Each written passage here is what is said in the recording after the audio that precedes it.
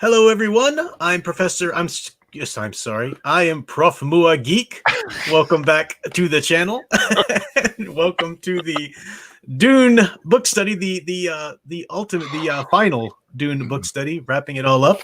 With me, as always, is my trusty TA, Baron Alconen. Say hi, Baron Alconen. Hi, Baron Alcoen. It seems Mua Geek is a bit off on his prescience tonight. Yes, the spice isn't flowing as it should. The sleeper's not quite awake. So thanks everybody for showing up. Do please click that thumbs up, and we'll get some more people in as it goes live. You know, normally I do the pre-shows, so by the time we start the study, we have quite a full house. But took a little break in the pre-show today. That's not going anywhere. Ultimately, I just needed a little break this week. Busy week, but I'm looking forward to this. We've got a real powerhouse of chapters to cover here to end out our Dune book study, and then I'm crazy excited for the Halloween Tree book study that we're going to start coming up here next week. So I'll talk about that at the end and how we're going to divvy that up. You're right. Like I said, a lot going on. Not a lot. I mean, not a big section, like not as big as the sections we've had, but since it is the climax and the denouement, I guess is that what Yeah. It is a lot going on. Mm-hmm. And there's not even a huge denouement to this book. We'll talk about that when we get to the end, but I do like the way he did it and ended it on for certain reasons thematically. But we'll talk about that. But let me go ahead and say hi and welcome the chat. I did just see before I scrolled up, I saw Jedi Masters Utopia just posted this. Says, don't skip the pre-show again. I was alone with my own thoughts. That is a dangerous thing for many people. Yeah, we're not gonna make a habit of that, but thank you for missing it. Appreciate it. But for Paul, he is many times alone with his thoughts, and it is a scary thing. Very true. Doesn't even know what is now. Yeah. I was just wondering, maybe I'm overthinking how you sound, but I think you sound all right. But for some reason, every now and then you kind of echo, or hollow. It's like a hollowness. I was not bending over, but reaching over to get my soda from the other side of the desk. Was that? That might have been what it was. Okay. It just sounded like you were in a bowl for a second. Okay. Well, let me know if it happens again. My voice, I've had some bad allergies today. Bad day for it. So my voice is a little hollow, sinusy anyway. But welcome to the chat. Troy Pacelli was first, and I did see that asking if he was first, wondering if he was first. You are first, sir. I don't see if anybody else came in early, so that you're the one I saw earlier. So welcome, Troy Pacelli, and welcome, Alex Starr. Haven't seen Alex Starr around in a while, but good to see you back, my friend. I hope you're still here. But I know he took a break from the Facebook group for a while, the Star Wars Expanded Universe Facebook group. But good to see you back around. And we have Back to the Drawing Board. Welcome. Let's see. Green Lion Girl said more time to finish your piece for Arttober. Oh, cool. You're doing Arttober, Green Lion Girl. You have to share some of your art in the Facebook group. That'd be great to see. Definitely. And Melissa Harris is here. Wolf 10 Media, Netters Network, giving her her signature hello, sweetie. Great to see. Madanui, Casey Scott. Hey, Jedi Masters Utopia. Tom Spiegel. Welcome, sir. I thought of Netter tonight. I got a box from Amazon. Just saying, if anybody gets that. If you don't get that, go to Netters Network and watch her video. Oh, that okay, got you. I didn't get it for a second there. You had to connect the dot or two. Okay. Yeah. Yes. For those who happen to have missed it, when we did the Tuesday Night Classics rewatch, Nanette now has content on her channel. So go to Netters Network. I'm sure Troy will drop a link sooner or later in the chat, and definitely make sure you subscribed and thumbs up that video, because that's always exciting to see people get their channels underway. So many other people in the community have started doing that. You know, Green Lion Girl we just mentioned is here, and she's been doing her gaming streams on Wednesday, which are a lot of fun. I was sorry I wasn't able to make either Green Lion Girls or Daniel Heron's stream last night. It was just a busy night. I've had Alyssa all week long, and then desperately trying to get work done in the evenings afterwards. So I caught the beginning of the Birdman and Agent Boomer, and even watched a little of I watched the first part of the movie just with them. which is a lot of fun. It's very Mhm. interesting what they bring a different uh, viewpoint, Yeah. basically from how the music sounds and what's going on. Mhm. Soundtrack wise, I really think if they get Sound Engraver involved in that, it'd be kind of fun once in a while. Mhm. But yeah, definitely a good show. That is really what's cool about the whole community we have here, the Professor Geek shared universe. Oh, As I call it. No, but it's all these, everyone is in our community who hangs out with us on the live streams. Now, it's not that we're all, I mean, all you got to do is read the chat during any one of my streams, and we're far from in absolute agreement about everything, obviously, but everybody for the most part really is on board with this idea of heroes should be portrayed as heroes, and in specific archetypes and whatnot. So it's so cool to see other people make videos and do streams showing aspects of that truth from their own expertise. So whether it's Daniel Heron and Age Boomer doing the Superman music last night stream, or Sound Engraver herself, that wonderful video. If you haven't watched it yet, man, you owe it to yourself to go check out Sound Engraver's stream. And she did a 45-minute analysis of John Williams' Superman theme, and specifically talking about why it works for his character, and it points out the character values and whatnot of him. It's really, really quite cool. So yeah, that'll be neat to see more people do that and start up. Maybe, so I know we have a lot of artists here, so it'd be great to see some art analysis from their perspectives. I mean, I come to it as a sort of amateur art historian, but it'd be neat to see some actual artists, perspectives as well. Tom Spiegel says John Debney's score for the Halloween tree is here on YouTube. Someone put together a playlist. Oh, cool. Nice. I did not know that. I've only seen the animated version once, and I very, very much liked it. But I've read the book a number of times. But I'll be watching the animated film again before our rewatch later for only the second time. So I'm looking forward to that. Mm-hmm. So Liz Harris says Professor Geek shared universe is better than are superior to the DCEU and all the woke MCU. I agree. I agree. All right. When you were saying about everybody, everybody has, like I said, we kind of share a similar idea, but we have our differences. We are definitely a shared universe, but we are a multitude of galaxies. Indeed. Well, I just refreshed my window here, and I see that we have quite a few more watching than I thought. Due to my previous opened YouTube video, I was like, there are a lot more than 3 people in the chat right now. And I refreshed it. Oh, okay, there we go. So I think we can go ahead and dive in. We do have a bit to cover tonight, but like I said, as Al pointed out, it's page-wise, it's not anywhere near the length of a longer chapter chunk we've had one of these weeks, but there's a lot going on. So we open on the chapter, or we just closed rather, with Gurney Halleck and Paul being reunited. I'm going to turn my little fan on here, so let me know if that affects the audio or anything. Getting a little stuffy. Not stuffy, but just warm. There we go. Okay. So yeah, we just ended with them reunited, and we talked about at the end of last week's study that wonderful cliffhanger for a chapter when Gurney Halleck, they mentioned something about Jessica, and then Gurney Halleck realized that Jessica was there with Paul as well in the Fremen, and of course he is still under the assumption that Harkonnens put out there that Jessica was the traitor.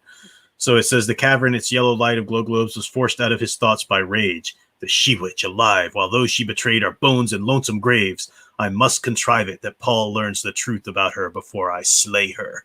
So nice note of suspense and tension, obviously, to wrap that chapter up on. And that brings us to, it's a wonderful transition. If you're going to talk about a character in peril like that, then the next chapter is in her perspective. Great transition there between chapters. And we do have Jessica waking up. Paul has returned to their sietch, or he asked them to come. I forgot exactly how that works. I think he's asked her to come up to his sietch or something like that. Anyway, Gurney Halleck is there. Now, Paul in the last chapter has just decided not to challenge Stilgar, and brought Stilgar on board with that idea and whatnot, that he's going to rule, but he's not going to challenge and have to kill Stilgar. And now he's got to sell that idea to the Fremen, who are very much men of their way. It is the way. Right. They're the Mandalorians before the Mandalorians. Says this is very much a Star Wars inspiring text. So, I do like that we're in Jessica's viewpoint for a little bit, because we're going to hear more about the differences between the women and men and Bene Gesserit and the guild and such. But we have so far Jessica thing, all men beneath your position covet your station. This was the Bene Gesserit axiom that comes to her mind, when she's looking at Paul and everything like that with Stilgar and Gurney Halleck and whatnot behind him. Mm-hmm. Prophets have a way of dying by violence. So again, this would make sense coming from remember there's a divide between the masculine and feminine in this book that we're trying to heal, with the story that Paul is trying to heal with his navigating the prescient waves. Yeah. And of course she's worried about how he's going to navigate this situation. And that's why she was thinking that, because like you said, when you said all men beneath your position covered your station. But she does notice, as she says, she found no covetousness in these faces. Mm-hmm. Yeah.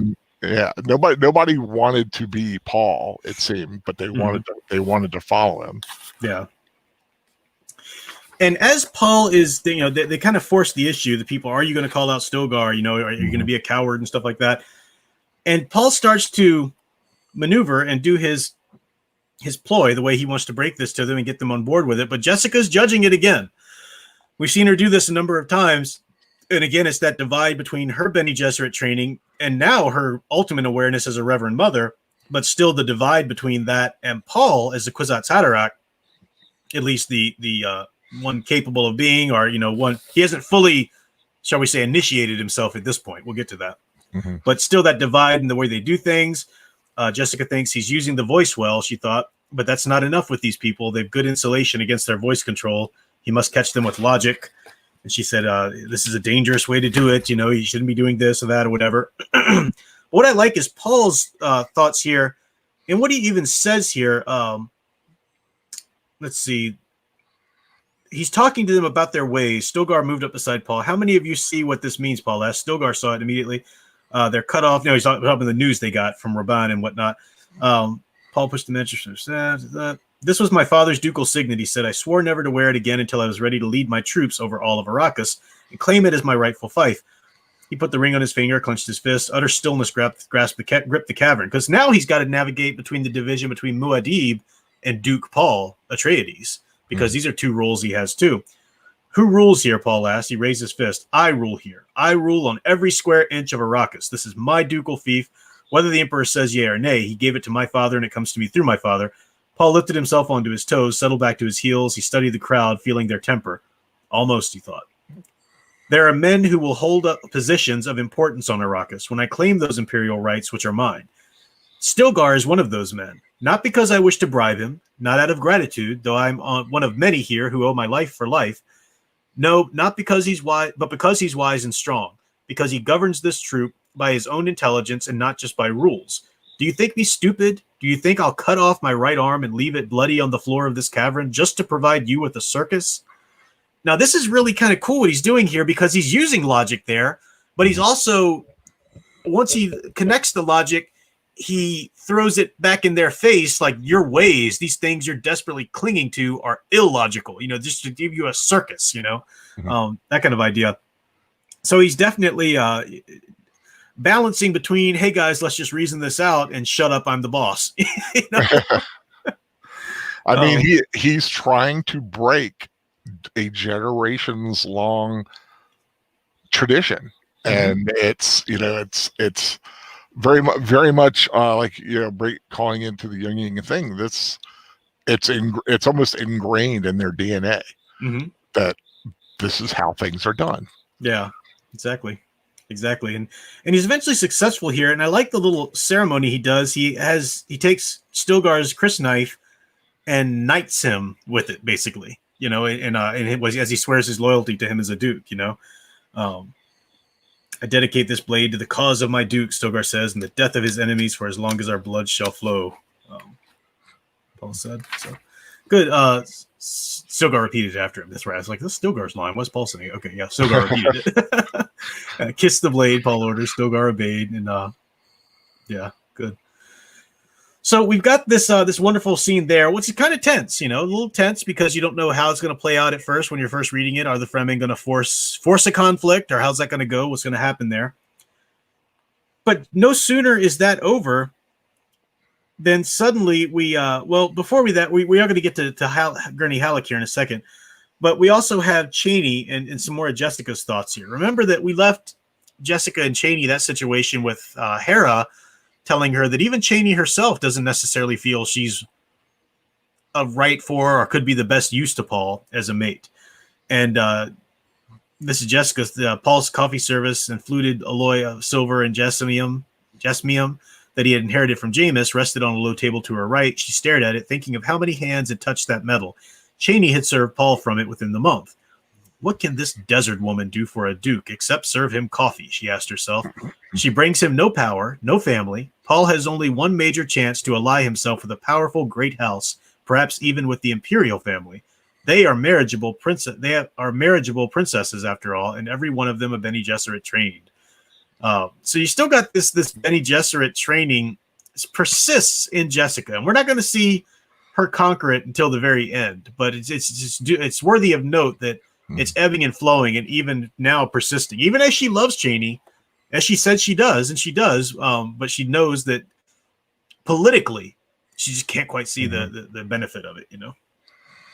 You have two. I mean, you have two ways of thought here. You have the Fremen way, and you have the I don't know what you would consider, but the imperial way. All the families of and all the planets and everything. So you've got two ways of doing things, and both of them you kind of have to get it just right. Yeah. And then is there just kind of a quiet moment there? A cough sounded outside the chamber hangings. Jessica straightened and took a deep breath, exhaled slowly. Enter, she said. Draperies were flung aside and Gurney Halleck bounded into the room. She had only time for a glimpse of his face with its odd grimace. Then he was behind her, lifting her to her feet with one brawny arm beneath her chin. So now he's going to kill her, but he needs to contrive, as he said, to get Paul to realize that she's the traitor. So he's attempting to force her to confess to Paul as Paul comes in as well before he would kill her and give her comeuppance and whatnot. But of course, Paul is trying to explain to him, and it is a tense moment. Eventually, he does explain to him it was Yui, it was not Jessica, not his mother. I like a couple of things here. Paul, when he's saying things, really some stuff comes out here. But Yui, Gurney muttered, the evidence we have is Yui's own message to us admitting treachery, Paul said. I swear this to you by the love I hold for you, a love I will still hold even after I leave you dead on this floor, if you touch my mother. Hearing her son, Jessica marveled at the awareness in him, the penetrating insight of his intelligence. And here it starts to get some real confessional stuff from Paul. My father had an instinct for his friends, Paul said. He gave his love sparingly, but with never an error. His weakness lay in misunderstanding hatred. He thought anyone who hated Harkonnens could not betray him. He glanced at his mother. She knows this. I've given her my father's message that he never distrusted her. So this divide that we see, not in loyalty, not in love between Paul and Jessica, but a divide in their methods and their understanding and whatnot. We do see this coming together a bit as Paul remembers more about his father and how his father trusted his mother implicitly. And I love what he says here. Paul, she realized these words were costing him. Jessica realized she wanted to run to him to cradle his head against her breast, as she never had done, but the arm against her throat had ceased its trembling. The knife pointed at her back, pressed still and sharp. And then Paul continues, one of the most terrible moments in a boy's life is when he discovers his father and mother are human beings who share love that he can never quite taste. It's a loss, an awakening to the fact that the world is there and here, and we are in it alone. The moment carries its own truth. You can't evade it. I heard my father when he spoke of my mother. She's not the betrayer, Gurney. That right there. Remember, as we've been pointing out, that Herbert is a Jungian. He was a Jungian trained, even served as a psychoanalyst for a time. The terrible moment in a boy's life when he realizes his mother and father are human beings who share a love that he can never quite taste. What that's referring to, it's nothing weird or Oedipal or anything like that, but it's the idea, it's the coming of age and coming of understanding that your parents' love for you is not the be-all of your family dynamic. Mm-hmm. They have a great love for each other that is different, and it's a type of love that you cannot share in. Not in that context anyway, obviously, right. Yeah. And that's the impetus for the young man to go out and find his own love in the world, reclaim that feminine through a love, a romantic relationship, so that's that journey, that idea. And I love the way he puts it there, and it makes sense with the themes he's developed. So it's a beautiful scene there. Later on, of course, Jessica's talking. Paul, she said, there are other awakenings in this universe. I suddenly see how I've used you and twisted you and manipulated you to set you on a course of my choosing. A course I had to choose, if that's any excuse, because of my own training. She swallowed past the lump in her throat, looked up into her son's eyes. Paul, I want you to do something for me. Choose the course of happiness. You're a desert woman. Marry her if that's your wish. Defy everyone and everything to do this, but choose your own course. So this is a really big moment, but for Paul and Jessica, and a moment of the healing of the masculine and feminine, as we're going to see continue to progress throughout the book here. But that idea that she accepts Cheney to the point where she says, to heck with the Bene Gesserits, to heck with the politics. I want you to marry her. You choose your course. Be happy. I'm here to support you, period. That's huge for Jessica, you know.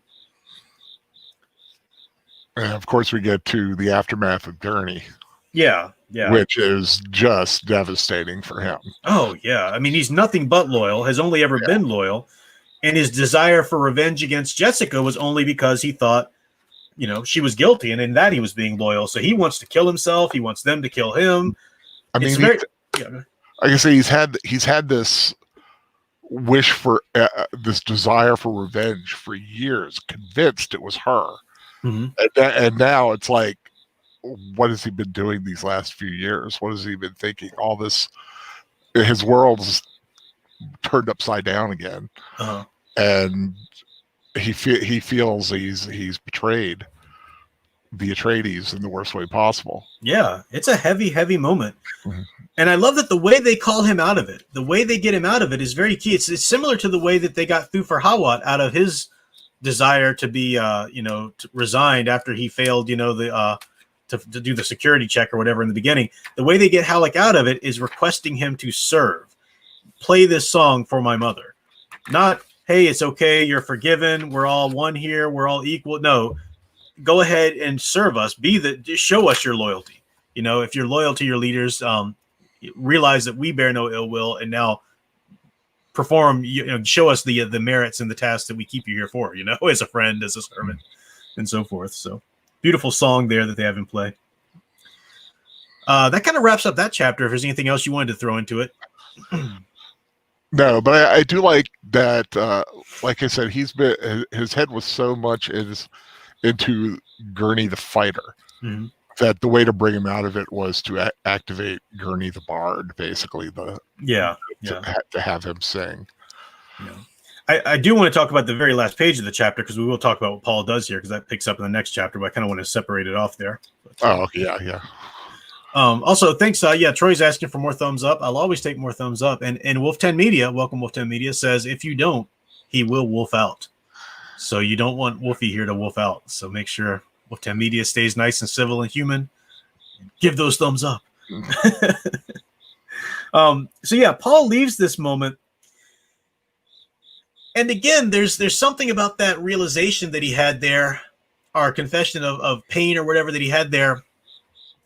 There's still, he still has to fulfill his own course, even though he's got Cheney and their child and everything like that. In terms of solidifying his choice and his path before him, mm-hmm. he has to step into his destiny more fully, and that means he wants to undergo the same ritual trial that the Reverend Mothers go through, because in that they're able to see through all of the genetic pasts.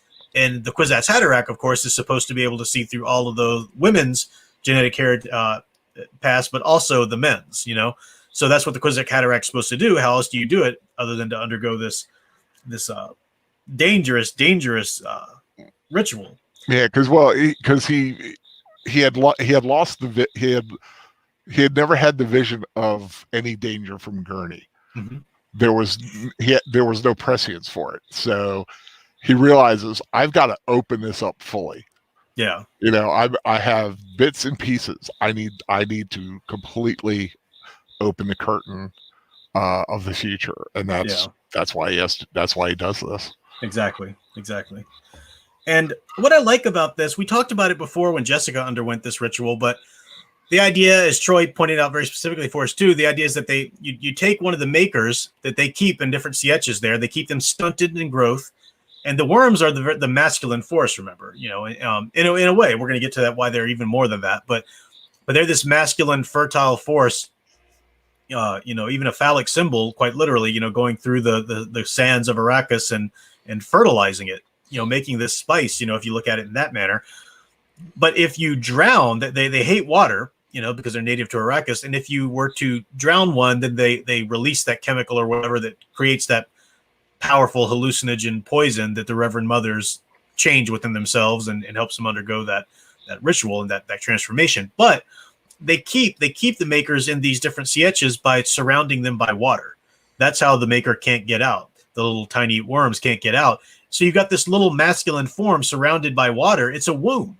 It's very much a womb. So just as Paul is trapped right now between all of the Bene Gesserit planning and the Mentat training and all these things that others had preordained for him, he's very much trapped, and he sees these prescient paths, but he doesn't know how to get there without the jihad, and he's very much trapped by others, powers and plans or whatever. That's a womb-like experience. So even though he's been through a couple of coming of ages, quote unquote, throughout this book, here comes the ultimate one. And in doing it, he has to go back to the metaphorical womb, so to speak, and slay this poor maker, drown it, in that womb there and take on this ritual. So it's really cool thematic and symbolic stuff's going on here that Herbert draws our attention to.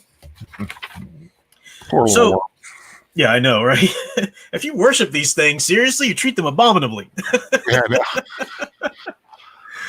no. But in that, so you see him basically fall into unconsciousness. I mean, this is a dangerous thing he's doing.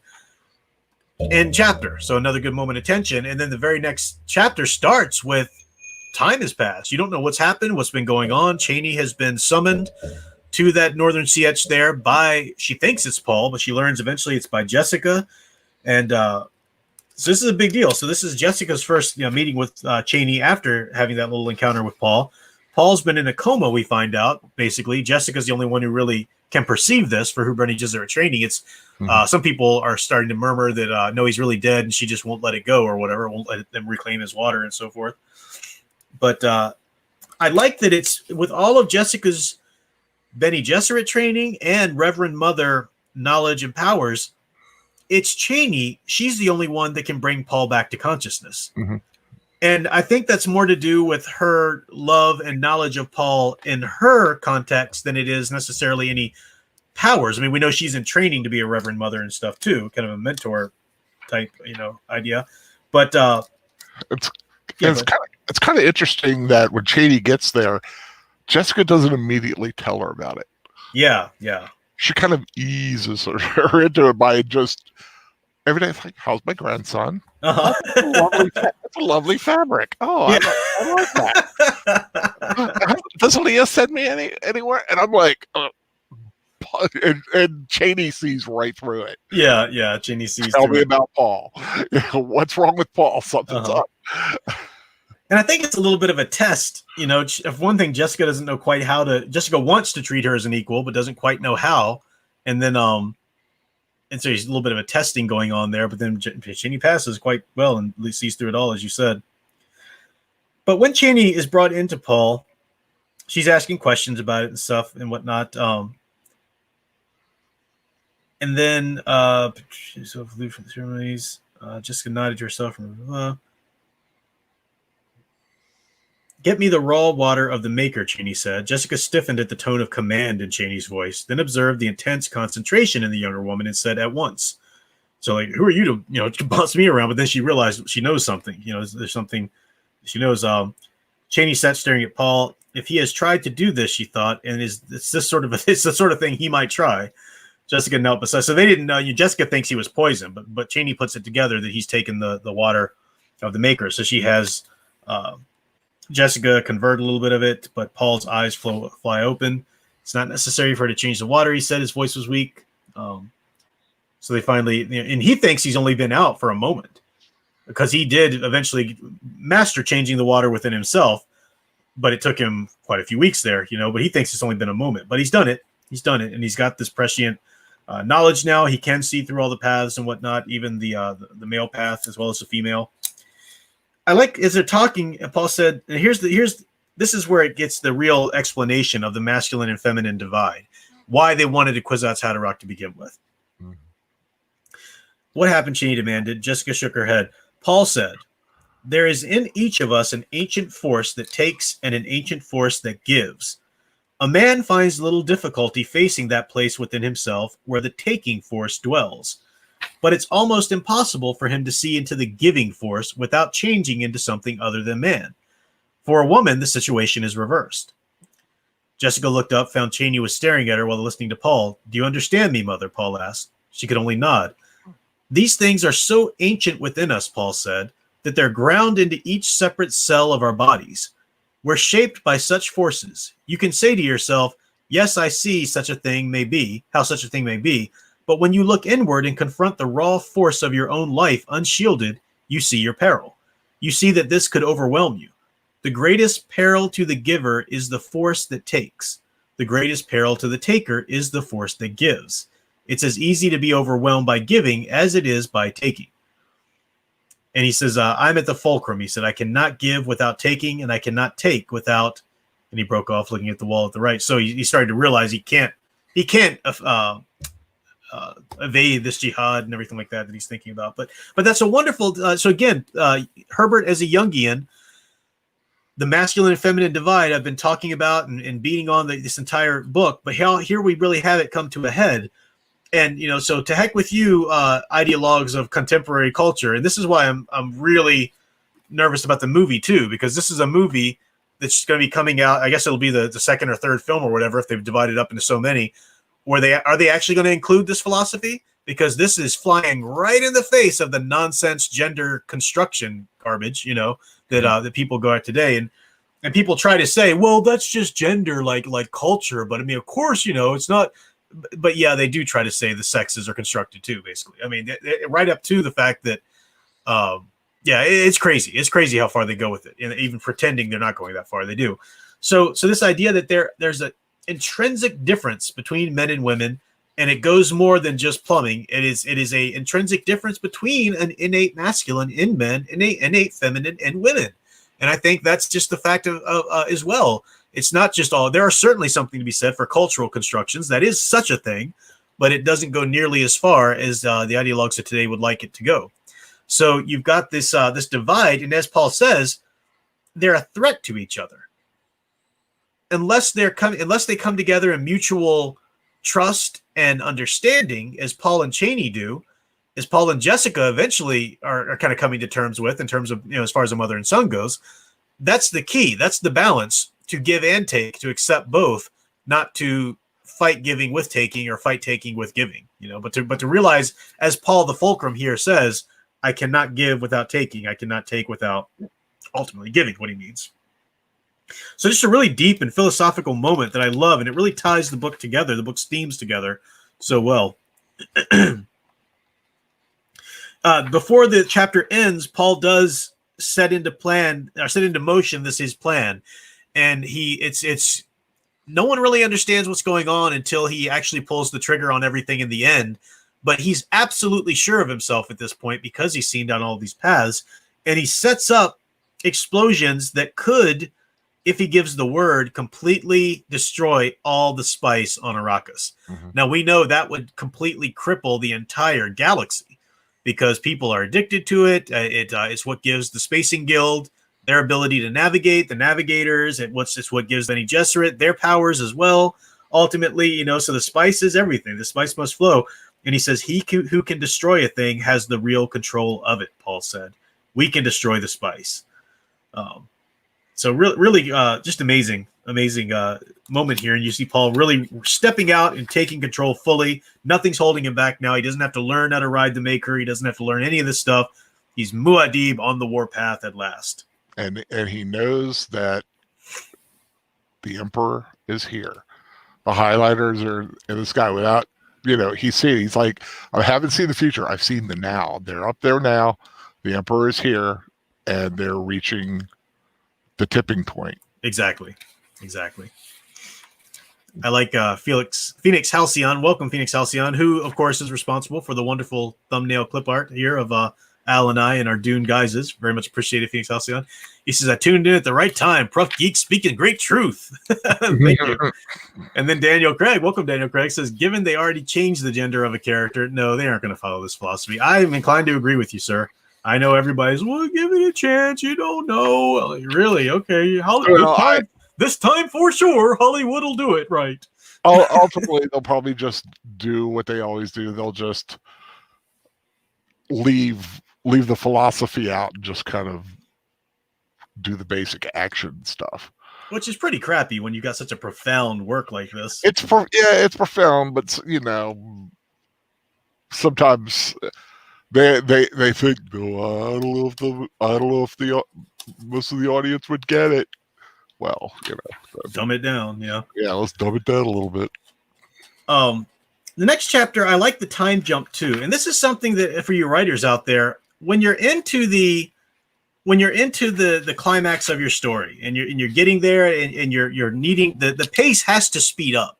You have to speed the pace. You can't keep explaining every little thing because the reader expects that. The reader's been through all the ups and downs with you, and if you've done the pacing and tension well, they're prepared for a good climax now. So you've got to keep that pace intensified a bit. So time jumps between chapters are one good way to do it. So this is good. Now all of a sudden Paul is with Stilgar and Gurney. Right. I would like to say before we start talking about the chapter, I love the little thing at the top. And that day dawned when Arrakis lay at the hub of the universe with the wheel poised to spin. Yeah, it's a good From Arrakis Awakening by the Princess Irulan. It basically says it's about to go down. About to hit the fan or the wheel. Yeah, it's good. And so we've got them here. The Emperor's down there, and they're about to attack. They're waiting on a storm. I do like the little moment we have here. Remember, there was some tension between Stilgar and Gurney Halleck. There were a few resistant sparks, but we do see them kind of come together in a sort of camaraderie here, at least. And Paul's kind of allowing it to happen. He thinks, good, let them, get over their nerves or whatever, or have time to think of it and talk about this or whatever. They have to size each other up. I mean, both of them have been such great influences on Paul. Mm-hmm. Paul is as the youngster growing up, and Stilgar has brought him into the man as the man and the Fremen. Yeah, exactly. So transitions, relationship transitions of mentor to lead, or mentee to leader. The student becomes your master now. Quite literally, Gurney Halleck. Yeah. There's a little bit pieces of tension too. Herbert still drops around in the fact that we know even though we have Paul's interiority to an extent, this is an omniscient narrator, an omniscient third person narrator. He can jump from character to character to character to give us their interiority. He's not giving us Paul's complete knowledge of what's about to happen and all of Paul's plans. We find out what Paul wants to happen and what Paul orders when he gives those orders to others. So he's letting that little bit of distance there, psychic distance happen. That's a term for it in writing between us and the character for good reason, for use of tension. So for example, Gurney's worried about their use of atomics because when you use atomics on another person, the against humans shall be the cause of planetary obliteration. We're going to blast the great houses would act against them. But as Paul points out, we're going to blast the shield wall, not humans. Mm-hmm. It's too fine a point, Gurney said. The hair splitters up there will welcome any point, Paul said. Let's talk no more of it. So Paul is not taking the time to explain himself to anybody. And we can say what we want about that, but I think it's part of the prescience too, knowing that it must be done quickly. It must be done just like this. If he takes the time to bring more people into the prescience vision with him by explaining, it might change things. I don't know, so.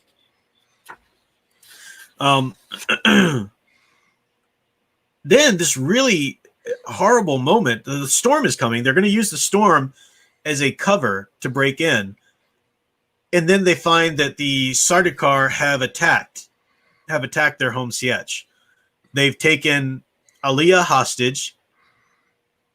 And then Paul, as he realizes the message is garbled, Gurney said, the static, you don't know that, but Paul says that my son is dead. He just knows it. They've killed his son. Mm-hmm. This is pretty harsh. This is a little. We never saw the baby, I think, in terms of the narration, but we heard of the baby quite a bit. Duke Leto II there, or Leto II. but the idea there that it's a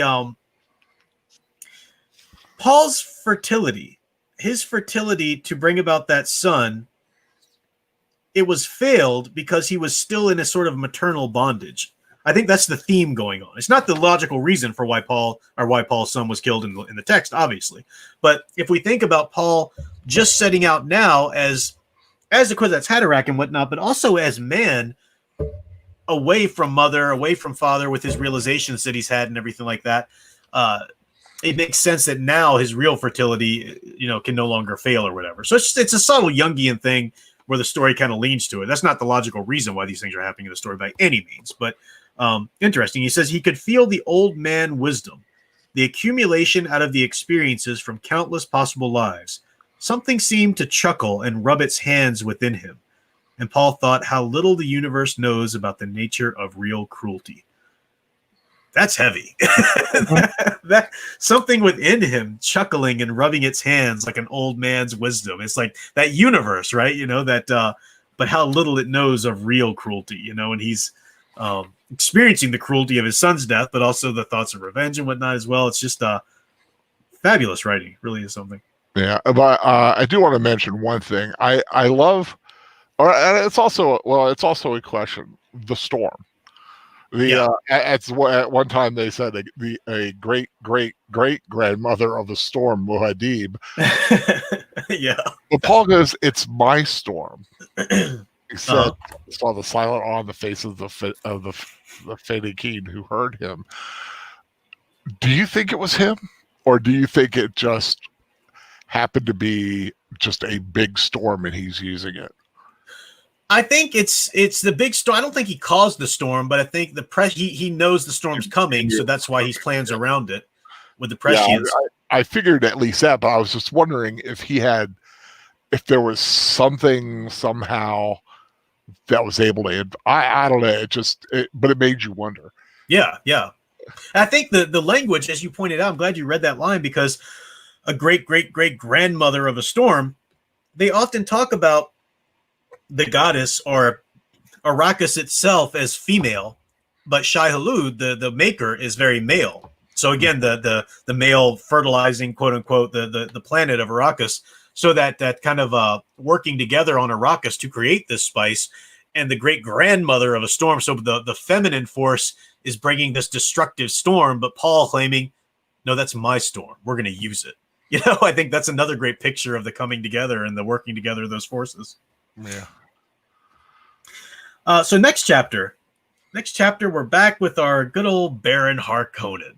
Mm-hmm. And this is a diabolical evil man that we've seen just, we've seen him have to course correct a couple of times with his plans, but he's gotten his way for the most part. He's been horrid to everybody else.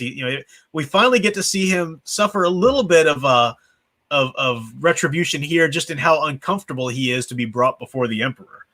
And I do love that he doesn't know about Paul yet, and the Emperor is kind of toying with him, and Harkonnen's not used to that at all. He even wishes he'd have brought his own soldiers for defense, but then he realizes, well, they'd be nothing against the Sardaukar here, And the Emperor is asking him about Thufir Hawat and what's going on, and he's trying to kind of probe and see what he's hiding from him. But then eventually they press the issue. Don't you know? He knows something, the Baron thought.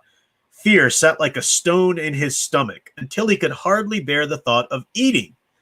And I remember how every time Baron Harkonnen would do an evil feat or an evil act, he would always give in to a fleshly appetite. He would call for food. He would say he's hungry. He would call for a young boy because he's horny or whatever. Now he's no longer in power here, and he knows something. Talking about the Emperor, the Baron thought. Fear sat like a stone in his stomach until he could hardly bear the thought of eating. Yet the feeling was like hunger. And he poised himself several times in his suspensors on the point of ordering food brought to him, but there was no one here to obey his summons. Do you have any idea who this Muad'Dib could be? The Emperor asked. So they have this conversation back and forth. The Reverend Mother's there, the Emperor's favorite truth sayer, the one that we saw from the beginning. Then we bring in their hostage that they caught from the CH. And I love this. Aaliyah she just shines right here. This is her time. Yep, this is her time. And she's a little child of about 4, I think, at this point. Yeah, about 4 years old. So the Emperor said he snapped his fingers. The door opened at his left behind the throne. Through the door into Sardaukar, herding a girl child who appeared to be about 4 years old. She appeared completely unafraid, and there was a look in her stare that made the Baron feel uneasy for no reason he could explain.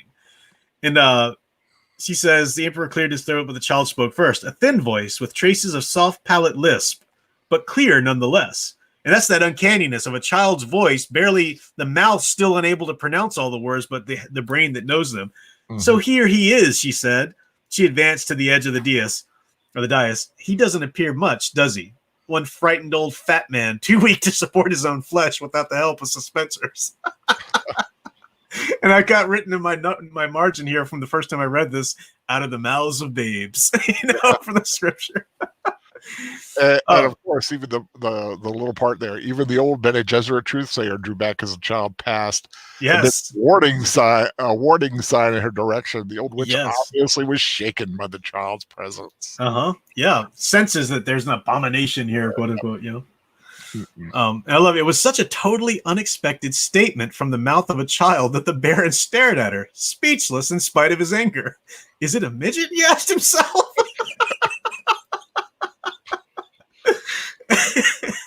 It goes on. Wonderful back and forth and exchanges. I wish we had the time just to sit there and read them all because they're so funny at this point. But Aaliyah's childlike emotion, but reasoning of an adult nonetheless, because she did have that awakening to consciousness within the womb. She allowed herself to be captured because she didn't want to have to be the one to tell Paul, her brother, that his son was murdered. That's what she says here anyway. But we also see kind of why she allowed herself to be captured. We're going to see that she has a mission here in a second. But again, she's the one that breaks the news to the Baron. I am Aaliyah, daughter of Duke Leto and the Lady Jessica, sister of Duke Paul Muad'Dib, the child said. She pushed herself off the dais, dropped to the floor at the audience chamber. My brother has promised to have your head atop his battle standard, and I think he shall. I mean, this kid is awesome. Really great. Let's see. Where do I want to go next? The woman that the Reverend Mother wants her to be killed. Yeah, go ahead. Yeah, well, I like how the Emperor tries to tell her to be quiet, and she's like, "I do not take the Emperor's orders." And Leah turned and look up at the old Reverend Mother. She knows.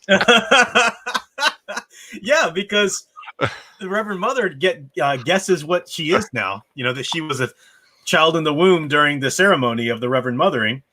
So she's an abomination, because a child brought in. Think why would the Reverend Mother want her to be killed and think she's such an abomination? Okay, well, obviously, yeah. Rob's Movie Collection. Welcome, Rob's Movie Collection too. I see you comment occasionally. It's great to see you still on the channel, and I've been watching your videos too. But good to see you on the live stream. He says Aaliyah's best moment, Alicia Witt in the Lynch movie, was great. Yes, and we are going to watch that together Monday on Troy Pacelli's channel. So Alicia Witt, official Owl Pal, by the way. That's right. We'll have to either show that or talk about it or whatever. It's her cameo video we got her to make for Al for last Christmas when she yep. So we got a little celeb appearance on that as well. But yeah, so why would the Reverend Mother hate her so much? Well, because as we'll see throughout here, the Bene Gesserits are terrified, are appalled, can't handle the fact that their own scheming, their own reason, their raison d'etre would be made known to the public, that anybody else would know about their genetic devices and planning and whatnot, and in line perseverance or preservance and stuff like that. A child, though, it can't be controlled. So a child who is awakened to consciousness with all the Bene Gesserit knowledge in the womb, there's no time to train that child, to discipline that child, to make that child fear you and make that child grow up or attune their consciousness to your training. There's no time for that if they awaken to consciousness in the womb. So that's why the Reverend Mother hates the very idea, because she's not able to teach Aaliyah the divide between the masculine and the feminine and so forth. Aaliyah is very much in tune with Paul. She can't look down the the masculine line of heredity are paths as he can, because he's the Kwisatz and she's not, but she's more attuned to him and more like him than any other person. And as we see, can even do a couple things he can't. So very cool connection there. Also, they hear the noise, and she says, "My brother comes now," Aaliyah said. "Even an emperor may tremble before Muad'Dib, for he has the strength of righteousness, and heaven smiles upon him." I mean, it's so. If you've been reading the book and you're invested in it, and you've seen all the horrible things the Emperor and the Arconans have done, and the Sardaukar, it's so beautiful to see it all come apart now for them, and the Emperor determined to still have power, but just slowly gets it peeled away piece by piece. And I love, like, as she's talking, you feel just how powerful of a force Paul is. Mm-hmm. My exactly. brother comes. Yep. Like the entire, like he is the storm. He is all the Fremen. He is all the Shai Hulud. They're all part of him. And my brother comes. And for Jessica to say it is all the more powerful, because you're absolutely right. I agree with you completely.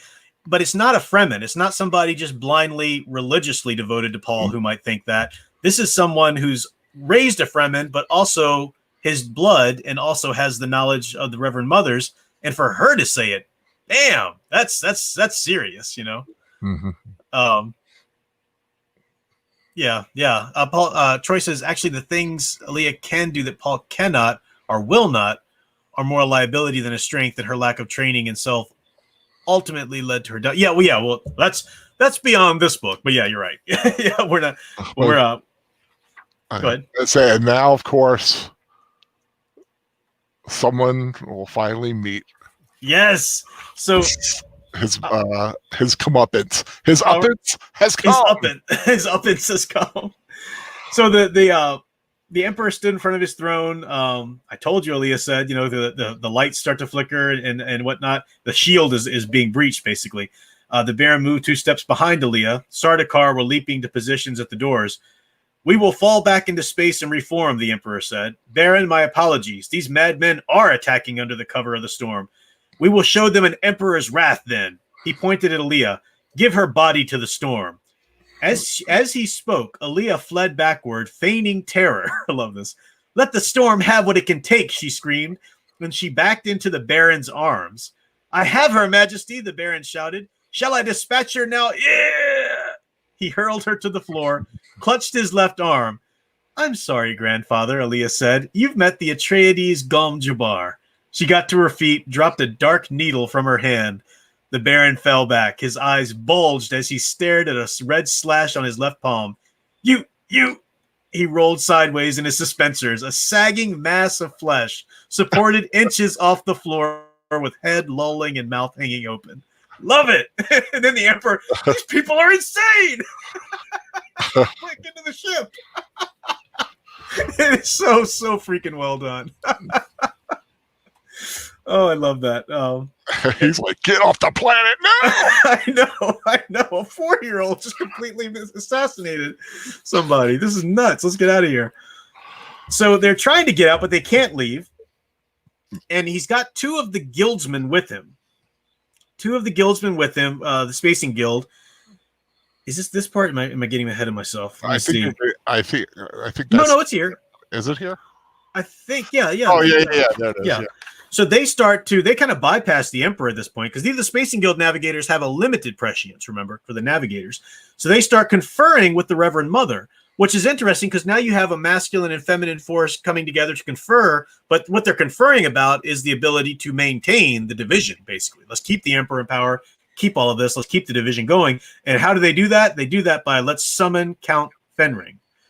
Now remember, Fenring, as we've heard and as we'll find out more, is a eunuch, a genetic eunuch. So genetically designed are to come about by the Bene Gesserit's plans and genetic scheming.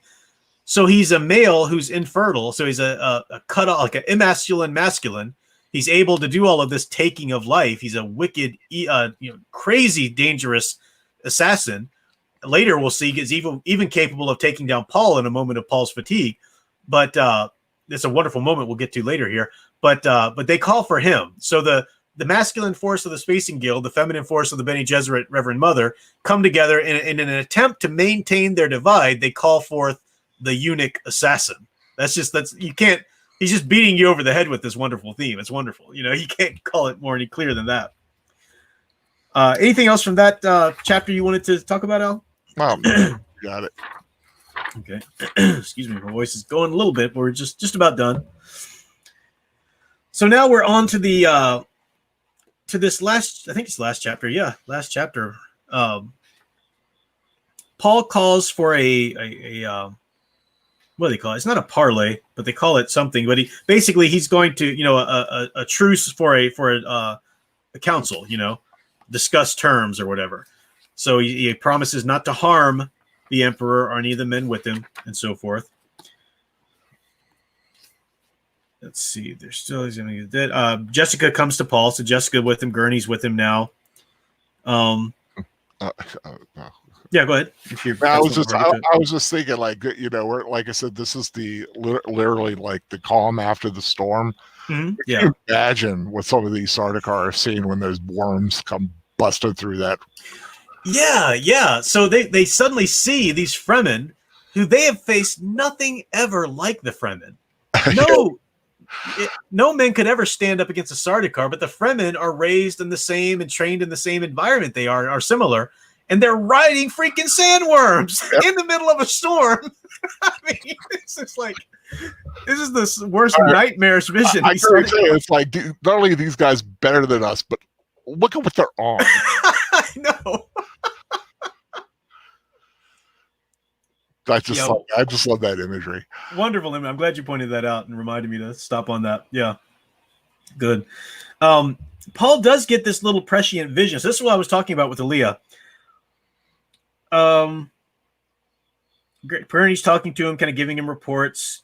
Gurney, Paul whispered, since we've been rejoined, I've yet to hear you produce a proper quotation of the event. He turned Gurney, yes, as you wish, my lord. Gurney said, and the victory that day was turned into mourning unto all the people, for all the people heard say that day now the king was grieved for his son. So Paul's really feeling the grief for his son now, kind of like he had to kind of put off the grieving for his father earlier in the book. Now he had to put off grieving for his son until this moment. Paul closed his eyes, forcing grief out of his mind, letting it wait as he had once waited to mourn his father. Now he gave his thoughts over to his day's accumulated discoveries, the mixed futures and the hidden prescience of Aaliyah within his awareness. So Aaliyah, of all the uses of time vision, this was the strangest. I have breasted the future to place my words where only you can hear them, Aaliyah had said. Even you cannot do that, my brother. I find it an interesting play. And look at the wording. I mean, come on. We're talking about the masculine and feminine divide. And then Herbert puts these words in Aaliyah's mouth. I have breasted the future to place my words where only you can hear them. Even you cannot do that, my brother. I find it an interesting play. And oh, yes, I killed our grandfather, the demented old baron. He had very little pain. It's childlike. Oh, yeah, I totally did in that guy. Silence. His time sense had seen her withdraw. So he knows of certain things. He knows they found the baron. Paul asked for a Sardaukar to be brought in, and this is the Sardaukar he's going to get to go and give his terms, or to invite the emperor to come with his party, and they shan't be harmed. And there is this kind of a sad moment here. Stilgar comes in, and Stilgar, along with many of the Fremen there, are shocked that Paul knows all of these things that have already happened. And Paul talks about, turn back to Stilgar, Cheney and your mother have arrived, Stilgar said. Cheney has asked time to be alone with her grief. The Reverend Mother sought a moment in her weirding room. I know not why. My mother's sick with longing for a planet she may never see, Paul said, where water falls from the sky and plants grow so thickly you cannot walk between them. Water from the sky, Stilgar whispered. In that instant, Paul saw how Stilgar had been transformed from the Fremen Naib to a creature of the Lisan al-Gib, a Naib to a creature of the Lisan al-Gib, a receptacle for awe and obedience. It was a lessening of the man, and Paul felt the ghost wind of the jihad in it. I have seen a friend become a worshiper, he thought. In a rush of loneliness, Paul glanced around the room, noting how proper and on review his guards had become in his presence. He sensed the subtle, prideful competition among them, each hoping for notice from Muad'Dib. Muad'Dib, from whom all blessings flow, he thought, and it was the bitterest thought of his life. They sensed that I must take the throne, he thought. but they cannot know I do it to prevent the jihad. So here we have a little bit of, which I love this scene and this moment and getting this bit of Paul's interiority, because as we've also been saying, Herbert hates the idea of a quote unquote superhero as a political leader in real life, not a superhero like we talk about superheroes, but the idea of any political leader being given messianic like worship and awe and utter complete blind devotion no matter what.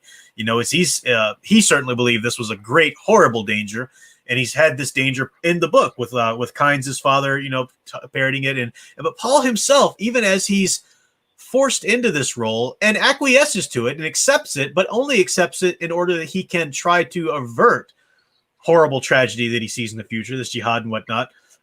It gives him a sense of sympathy. And I love Paul's arc, even throughout the next two books. I think it's a great way of making a character become the very thing the book itself is warning against, but doing it for all of the right reasons. And you still maintain an investment and a sense of sympathy with him, even if you don't necessarily, agree with everything he does, So I like that the handling of the character like that is pretty masterful from a writer's standpoint. Mm-hmm. So skip ahead a little bit. Now, you stop me if you want to say anything that I haven't, or before I get to it. Let's see. Paul swept his gaze across the group, saw a woman who hid signs of weeping. This is the Emperor's party that came in. Saw the lackeys who had come to enjoy grandstand seats at a Sardaukar victory, and now stood choked to silence by defeat. Paul saw the bird-bright eyes of the Reverend Mother Gaius Helen Moheim, glaring beneath her black hood, and beside her narrow furtiveness, of Fade Routha Harkonnen. There is a face time betrayed to me, Paul thought. He looked behind Fade Routha, then attracted by a movement, seeing there a narrow, weaselish face he'd never before encountered, not in time nor out of it. It was a face he felt he should not now. He should know, and the feeling carried with it a marker of fear. Why should I fear that man, he wondered. He leaned toward his mother, whispered, that man to the left of the Reverend Mother, the evil-looking one. Who is that? Jessica looked, recognizing the face from her Duke's dossiers. Count Fenring, she said. The one who was here immediately before us, a genetic eunuch and a killer. The Emperor's errand boy, Paul thought, and the thought was shock crashing across his consciousness because he had seen the Emperor in an uncounted association spread through the possible futures, but never once had Count Fenring appeared within the prescient visions.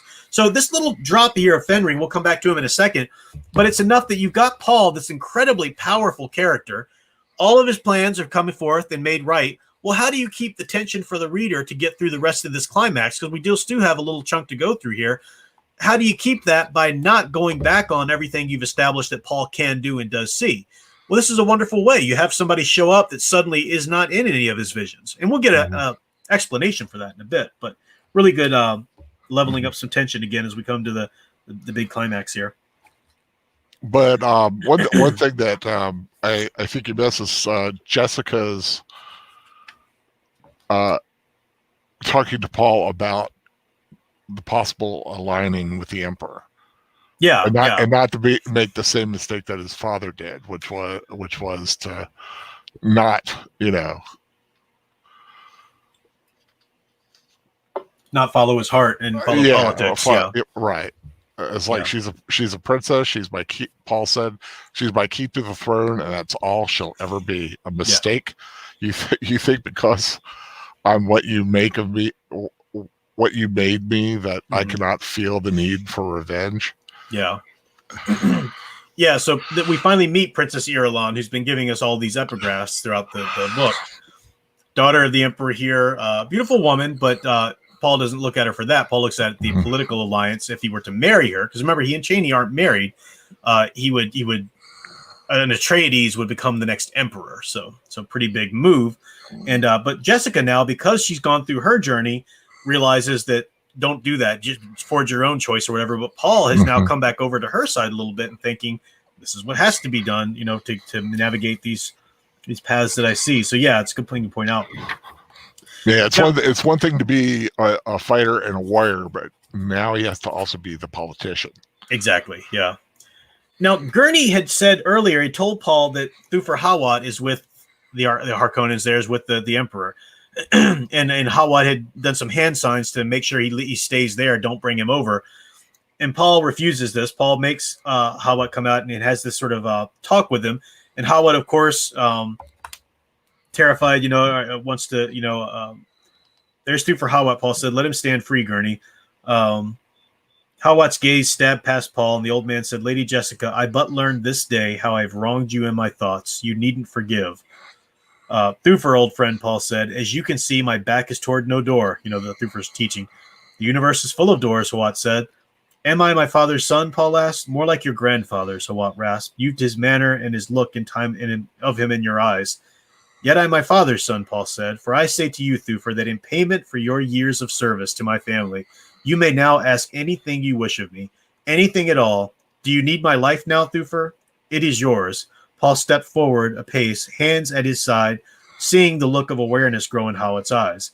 He realizes that I know of the treachery, Paul thought. So what Paul's doing here is beautiful because Paul knows that the Emperor has given Hawat a needle to try to just say, this is your job now, go kill Paul. Paul knows Hawat is still loyal, so Paul gives Hawat this beautiful chance to prove it. And I think that's such a wonderful mark of his leadership, he knows Hawat doesn't have a lot of time. We know that he's been given poison, but only fed the antidote during meals, but he hasn't had the antidote in a while, as we've established earlier. So he's close to death at this point, and he gives Hawat the chance to prove his loyalty, as Hawat does. "I wanted to stand before you once more, my Duke," Hawat said, and Paul became aware of the first time of the effort the old man exerted to keep from falling. Paul reached out, supported Hawat by the shoulders, feeling the muscle tremors beneath his hands. "Is there pain, old friend?" Paul asked. "There is pain, my Duke," Hawat agreed, "but the pleasure is greater." He half turned in Paul's arms, extended his left hand, palm upward toward the Emperor, exposing the tiny needle cupped against the fingers. "See, Majesty," he called, "see your traitor's needle. Did you think I, who have given my life to service of the Atreides, would give them less now?" Man, that is beautiful. And then poor Hawat sits there and dies in Paul's arms. That is just like, wow. That's very touching, very heavy, and able to weave all of that into a climactic, climax like this, to be redundant. Yeah, it's just I just like the contrast between Paul, I'll call you out, I'll look you in the face, and I'll fight you, as opposed to someone like the Harkonnens or the Emperor, who would do the subterfuge and like a needle, when you're not even looking. Yeah. Then Paul kind of, he says, I'll defang the guild momentarily earlier. Now he does it. He defangs the guild and threatens to destroy the spice. They can't even believe that he's serious. It takes a moment for them to really get it. The Great Spacing Guild, who's held sway and so much control for so long, suddenly they don't get to call the shots anymore. And that's a real kind of a satisfying moment too. Then I love his confrontation of Reverend Mother Helen Mohiam. "Even your Bene Gesserit truth-sayer is trembling," Paul said. "There are other poisons the Reverend Mothers can use for their tricks, but once they've used the spice liquor, the others no longer work." The old woman pulled her shapeless black robes around her, pressed forward. "Reverend Mother," Paul said, "it has been a long time since Caladan, hasn't it?" She looked past him to his mother. "Well, Jessica, I see your son is indeed the one. For that you can be forgiven the abomination of your daughter." Paul, stilled a cold, piercing anger, said, "You've never had the right of our cause to forgive my mother anything." I just love this. Both the Reverend Mother here and then the Emperor continually try to reclaim their authority. Like, how dare you? And they try to reclaim it. And Paul just keeps slapping them down like little biatches. It's so funny and satisfying in terms of a narrative too. Paul says, stare at the old woman. "For your part in all this, I could gladly have you strangled," he said. "You couldn't prevent it." He snapped as he stiffened in rage. "But I think it better punishment that you live out your years never able to touch me or bend me to a single thing your scheming desires." I love that. "I'll give you one more thing," Paul said. "You saw part of what the rare needs, what the race needs, but how poorly you saw it. You think to control human breeding and intermix a select few according to your master plan. How little you understand of that." And this is her terror. "You mustn't speak of these things," the old woman hissed. "Silence," Paul roared. The words seemed to take substance of its own as it twisted. The old woman reeled back. I remember your gum, Jabbar, Paul said. You remember mine. I can kill you with a word. The Fremen around the hall glanced, knowing it's more of the prophecy. And his word shall carry death eternal to those who stand against righteousness. Yeah. So then Paul lets it drop that he wants the Princess Irulan. That's how he's going to soothe this over with the Emperor. Of course, the Emperor is, how dare you? You can't take my daughter, and so forth. And then Cheney comes up. Cheney says, do you wish me to leave, Muad'Dib? He glanced at her. Leave? You'll never leave my side again. There's nothing binding between us, Cheney said. Paul looked down at her, silent for a moment. Speak only truth with me, my Sihaya. As she started to reply, he silenced her with a finger to her lips. That which binds us cannot be loosed, he said. Now watch these matters closely, for I wish to see this room later through your wisdom. So just that assertion that she is his mate, no matter what conspires here. So very much like his father. And we'll come back to this in the very end. The fact that the very last words of the book. Yeah, which I really like. Yeah, I like those. Yeah. But then the final threat here, though, and I'm going to move kind of quickly unless you want to pull out anything here, but for time wise. But we do have Fade Routha calls Paul out. Canley, yeah. Let's see. Future will open to glory. And it's a pretty. I like the fact that Herbert set up this battle here between Fade Routha and Paul with the battle we saw between Fade Routha earlier in the Gladiator Pit between the Atreides men. We know Fade Routha's tricks. We know he's dishonest. We know he's conniving. We know he has all these tricks. We don't get the full extent of them, but we experience them with Paul in the fight. And I do love that. I love the fact that it adds tension again in this last conflict. I love Gurney's like, come on, you promised. You promised I could kill Harkonnen. Exactly. Yeah. And when Paul bests Fade Routha, it's shock, and the Emperor is just like doesn't know what to do. And Majesty, Paul said, your force is reduced by one more. Shall we now shed sham and pretense? Shall we now discuss what must be? Your daughter wed to me, the way open for an Atreides to sit on the throne. The Emperor turned, looked at Count Fenring. The Count met his stare, gray eyes against green. The thought lay there clearly between them, their association so long that understanding could be achieved with a glance. Kill this upstart for me, the Emperor was saying. The Atreides is young and resourceful, yes, but he is also tired from long effort, and he'd be no match for you anyway. Call him out now. You know the way of it. Kill him. Slowly, Fenring moved his head, a prolonged turning until he faced Paul. Do it, the Emperor hissed. The Count focused on Paul, seeing his eyes his Lady Margot had trained in the Bene Gesserit way, aware of the mystery and hidden grandeur about the Atreides youth. I could kill him, Fenring thought, and he knew this for a truth. Something in his own secretive depths stayed the Count then, and he glimpsed briefly, inadequately, the advantage he held over Paul, a way of hiding from the youth, a furtiveness of a person that motives and that no eye could penetrate. Now remember, he's a eunuch. And Paul sees down lines of heritage, lines of genetic heritage. Well, Fenring has no genetic heritage of his own. So I think that's kind of a thematic way he's able to hide from Paul and the Prescients. This is why Paul didn't see him more. See, Paul, aware of some of this from the way time Nexus boiled, understood at last why he had never seen Fenring along the webs of Prescients. Fenring was one of those might-have-beens, an almost Kwisatz Haderach.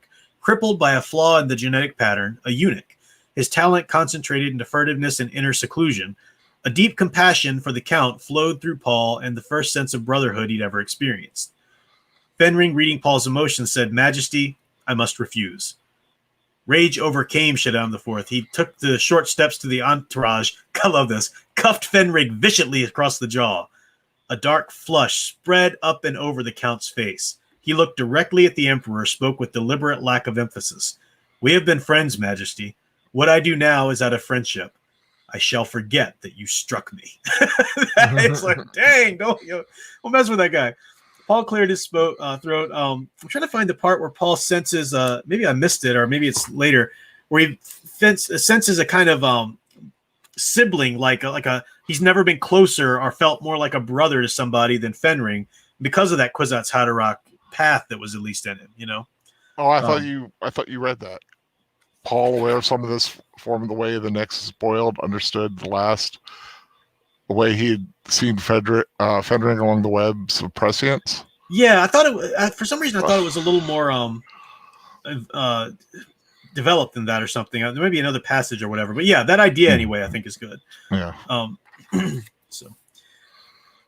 So then we come to the end here, but this is how it ends. Now remember, I said that this book doesn't have a huge denouement, and it doesn't. But I think it's on purpose, and I don't think it's a flaw in the book. I think it's on purpose because Paul receives Irulan as she will be his wife, and she will be the end of this conflict, and Atreides will be assured as an emperor one day.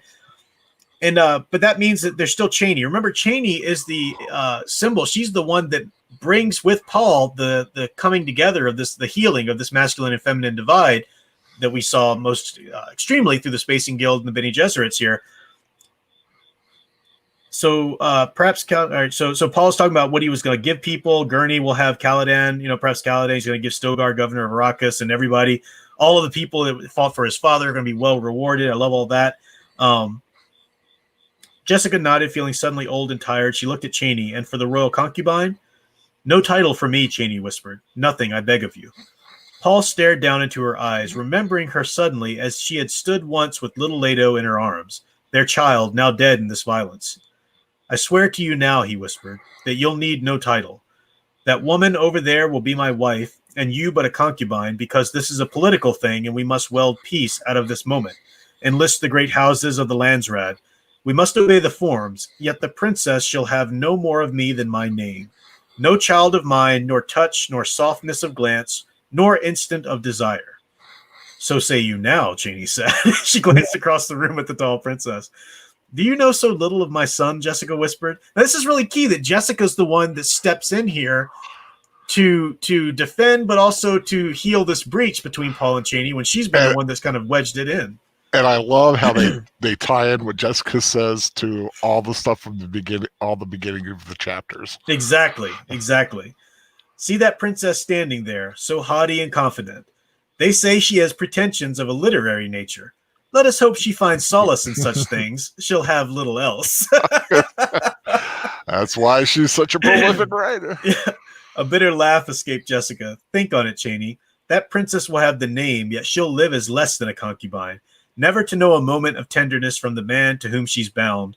While we, Chani, we who carry the name of concubine, history will call us wives. Love that. And that's it ends on.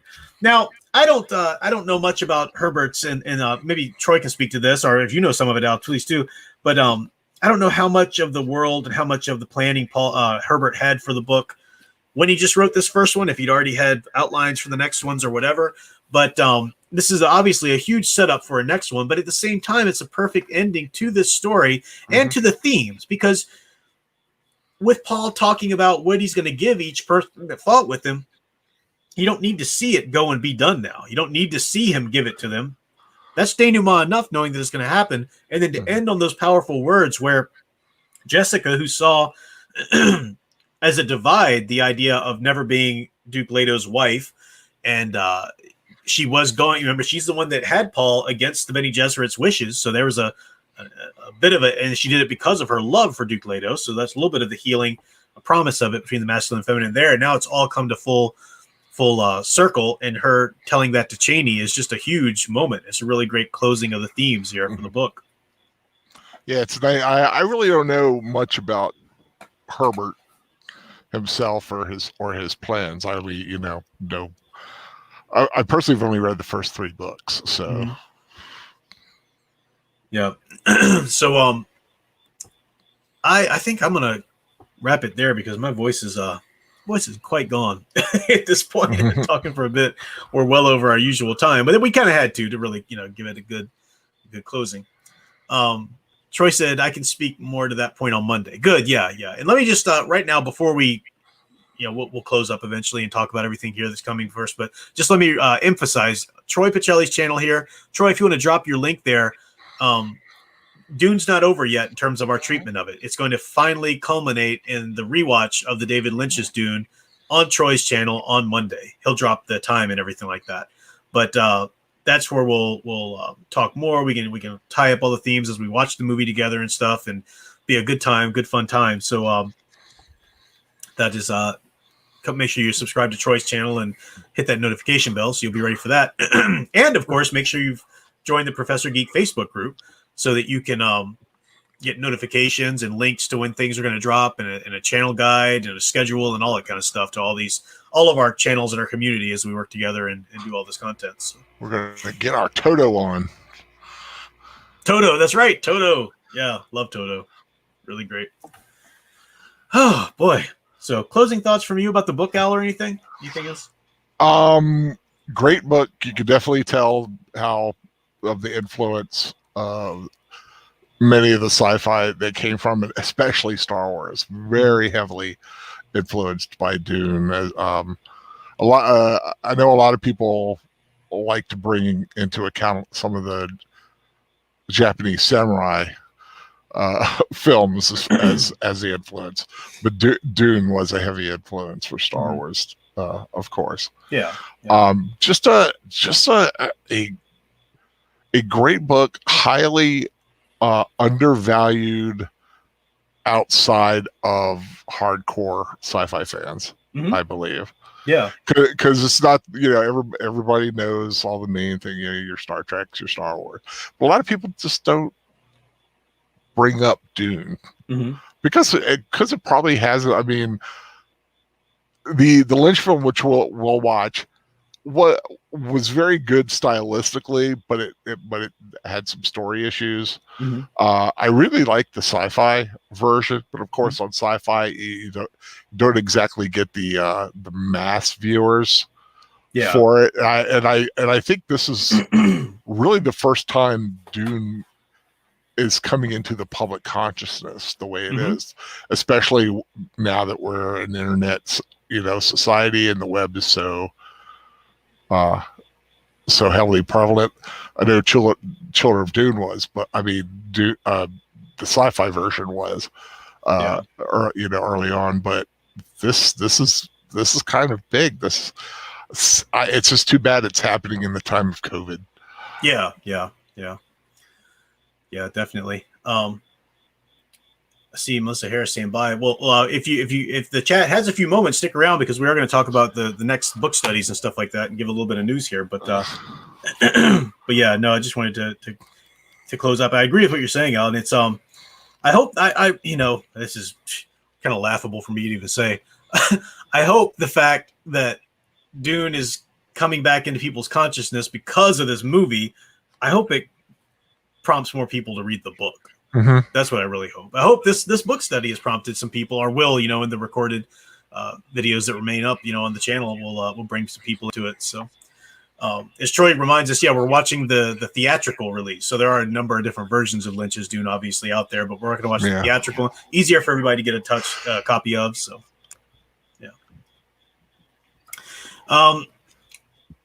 Jump back to the drawing board. Says Dune avoids many of the technology's focus questions most of sci-fi focuses on, favoring the spiritual or mystical instead. I think that's why so few sci-fi people talk about it.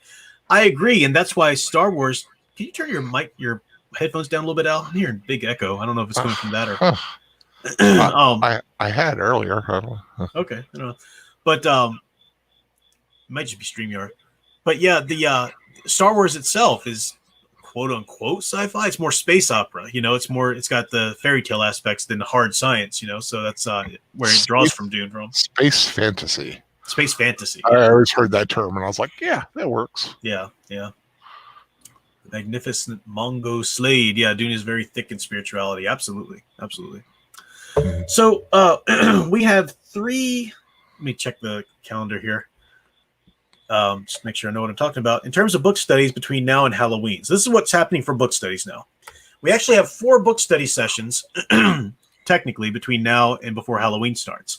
And I wanted to get in at least one Halloween reading. So I decided we're going to do Ray Bradbury's The Halloween Tree. It's an amazing book. If you remember last year, if you were with us on the channel, if not, you can go back and look at the live streams. They're still there. last year in October, we did Something Wicked This Way Comes. Just a magnificent, wonderful book. I love Ray Bradbury's writing. He's one of my favorite writers, top favorite writers, period. And it's really, really great. But he's written a couple of other Halloween-themed books, and one of them is The Halloween Tree, which is kind of a children's tale, but it's also what I've said before. It's him trying to do for Halloween what Charles Dickens did for Christmas with A Christmas Carol. So it's really a profound and wonderful work. It's very timeless. It's got this sort of, just timeless aspect to it. And it's great for that reason. It has a lot of the common Bradburian themes, but really great for Halloween. Really honors the holiday in a way that's cool. So that's what we're going to read. And I've decided our divisions. We're actually going to read it within 3 sections. So even though we have 4 book studies before Halloween, I'll explain what we're doing. We're going to read Halloween Tree in 3. So for next week, we're going to read the first 6 chapters of the Halloween Tree. Again, if you have this book, it's a children's book, so chapters are nothing. So in my copy, for example, that's up to page 40 for the Halloween Tree. So 6 chapters for next week. Me too. You got the little paperback? Yeah. So the yearling version. Yeah. And then the next week we'll read up through chapter 14. And then in the last week, we'll read 15 through 19, the end. So those are the divisions. I'll remind you of those, obviously, next week. But for next week, just worry about reading up through chapter 6. So the end of chapter 6 is where we'll look at it as we start the book. That leaves us that last week of October there without anything assigned in terms of book study. Well, we are going to watch the Halloween Tree, the animated the version, little film feature that was made for television by Hanna-Barbera. Really wonderful. It's made a couple changes, but Bradbury loved it. So we're going to watch that week. Now, I don't know yet if we're going to watch that for our Tuesday night classic on Tuesday night or if we're going to watch it on Thursday night. And we'll decide that as we go along. But either way, it leaves one of those nights free for something else Halloween themed. So we'll think about that as we go along. We'll either watch another short Halloween-y kind of fun literary thing, or we might even do a short story for one of those nights, something easily accessible to everybody online, or maybe I'll read one of my own short stories, that's Halloween themed or whatever. So we'll have some fun that last week of Halloween. So that's so we got time now. We can take the Halloween Tree in 3 very easily digestible, easily read passages. It's going to be a lot of fun. We'll be able to watch the animated series, and then we'll have another day to play with for something fun and Halloween themed. Mm-hmm. Sound good? Sounds good. All right, so that's what's next week. So today's Thursday. Tomorrow, Friday, will be Friday Night Frights with the Fan Man, and it's going to be the Hammer Horror's Mummy. Yes, it is. Christopher Lee and Peter Cushing together again. Yep. And what time does that start? Should start around 8. Start around 8. Okay, yeah, on the Fan Man's channel. So that's tomorrow night, Friday night. Saturday, Wolf 10 Media often does Space Quest, I think he said. Okay, yeah. So he's going to do a Weeb Watch on Saturday, usually sort of early evening or whatever.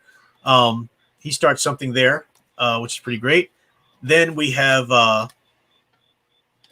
the Saturday Night Rewatch is on Troy's channel, right?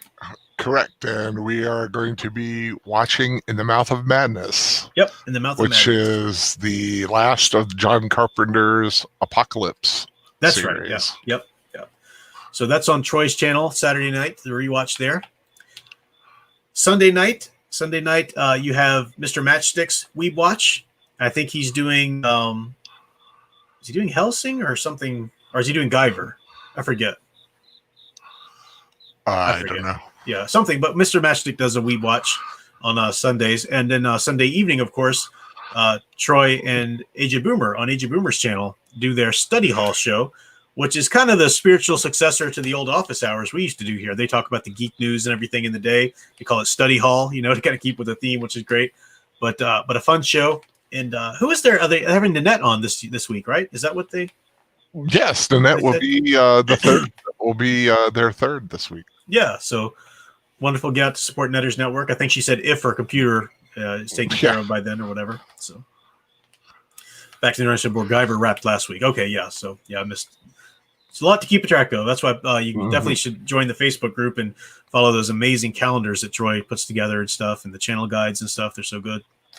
So that's Sunday. Now, at some point this weekend, as I've said, and I still don't know exactly when, it still might be tomorrow night late. I can't really give you a date to plan on, but I will promise you that I'll post it in the Facebook group.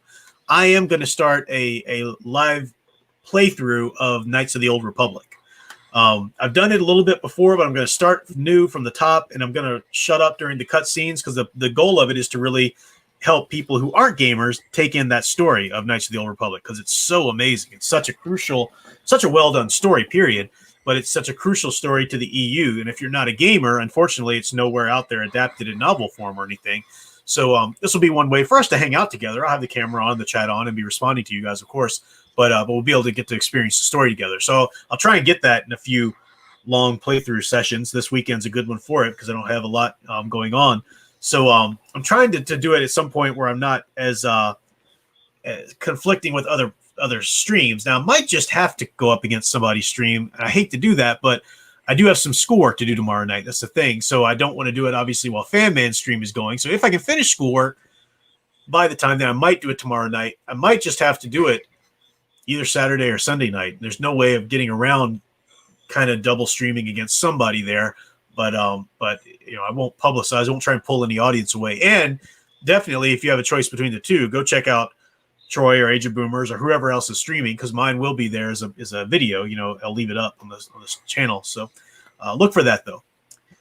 So that's Sunday. That brings us to Monday night. Again, Sound Engraver is still away on her trip, so she's not going to be doing her Monday Night Muse on Monday, her usually weekly live stream, which are great. But she has planned ahead, and just as last Monday, she dropped that amazing video, that analysis of John Williams' Superman theme. Really great. If you haven't seen it yet, you've got to go watch it. It's so much fun and so cool. You learn a lot. I learned so much just watching that. This week is going to be He-Man, the classic. Yeah, the classic He-Man Filmation theme, and she's done an analysis of that, looking at it as a hero theme. So that'll drop Monday. Very cool. I don't think anything else goes on Monday. Oh, no. Well, this Monday, of course, since Sound Engraver's out, as I've been saying before, the Dune rewatch on Troy's channel. Mm-hmm. So that starts. What did Troy say what time it starts? I forget. He might have said that in the chat already. No, but he'll say in a second. Watch the chat. He'll say. I'm sure he will. Yeah. And then Tuesday is a Tuesday Night Classics. Well, first Tuesday morning, Fanman does the Second Cup Cafe. Yep. But Tuesday Night Classics this week is Dracula, Bela Lugosi's Dracula. I saved, we've been doing the Universal Monsters throughout this season of Halloween during my Tuesday Night Classics, and it's been wonderful. But I haven't gone in order or chronological order or anything. Instead, I've tried to save the big iconic monsters till the end. So we still have Dracula left. We're going to watch Son of Frankenstein after that because, the next week, because we've already done Frankenstein and Bride of, but people want to see Igor, Bela Lugosi's portrayal of that character and creation of that character. And then the last week there for Halloween, we'll watch The Wolfman. So great things coming up from the Tuesday Night Classics rewatch. Wednesday night, you've got what we were talking about before the stream, the soundtracks with Birdman or whatever he calls it, Daniel Heron's channel. And yep. And it sounds like he I don't know if I will, but I've been invited to be a part of that. And cool. It's Coppola's Dracula. Nice. Coppola. Oh, cool. Great. Yeah, that'll be a lot of fun. That's a great one. Sounds tentative. I'm not sure yet. You know me, I need to think about it. I know. If Daniel's out there, so I'm really not sure yet. That's a lot of film watching. yeah, it's a lot going on this week. I know he's asked me a couple times, and I feel bad, but like Wednesday and Friday nights are a school night, are school work nights for me. I gotta save that time. But that's Soundtracks with Birdman on Daniel Heron's channel, and then of course our very own Green Lion Girl, as we said, does her own video game playthroughs, and she's been doing Until Dawn, which is a horror game that is one of those games where you have to make choices and your choices affect the playthrough. And she makes it very interactive by asking the chat, what do you want to do here? And then she waits for the chat to tell her. So it's a lot of fun because you feel like you're playing the game and you're watching this little movie unfold before you and you're hanging out with friends. And Green Lion Girls have got a great mic set up, a great presence there. So great channel to support. Really crush it on Ashley. The girl in the game? Yeah. The one with the little hat. Gotcha. I've watched it a couple times. Again, me not being a big horror guy, I'm not going to watch that whole film play out. But good stuff, and yeah, well done by Green Lion Girl. Yeah. So yeah, that's Wednesday, and then Thursday, like I said, we're there's a Second Cup Cafe in the morning, but then we're back here for Halloween Tree. Very excited about Halloween Tree. I can't wait to dive into it. Dune was fun, but Dune is a lot. Dune is a real mountain to take on. And I wanted to make sure I was able to pull out certain amounts, each time and everything. And I was just kind of eager to start celebrating Halloween too. So I'm glad we're finished with Dune and able to jump into Halloween Tree. Yeah, Troy did post 9 Central, 10 Eastern. Okay, cool. But of course, we all know that's really 10 Eastern, 9 Central. That's right. Yeah, you landlocked states pretending that you matter. Those geographical middlemen. Yep. So yeah, that's it. Anything else from you, Al, or closing thoughts or anything? No, just like I said, the following Saturday is the next scheduled Big Al Presents presentation, which will be the continuation of Haha Halloween, and that will be Abbott and Costello Meet Frankenstein, which of course will also have Bela Lugosi as Dracula in it. So it's a real and Lon Chaney, right? And Lon Chaney and Glenn Strange as the monster. Yeah, what a great week of blood sucking. Yeah. Yep. So cool.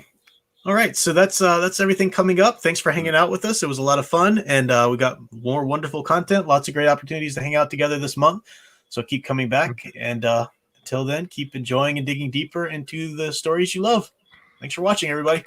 Have you ever thought what your water would taste like if you were like taken by the friend?